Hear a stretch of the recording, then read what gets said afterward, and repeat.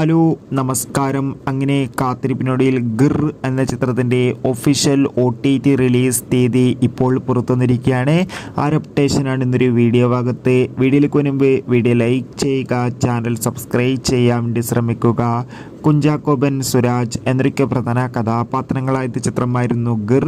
ചിത്രത്തിന് ഒരു ആവറേജ് അഭിപ്രായം സ്വന്തമാക്കാൻ വേണ്ടി സാധിച്ചിട്ടുണ്ടായിരുന്നു.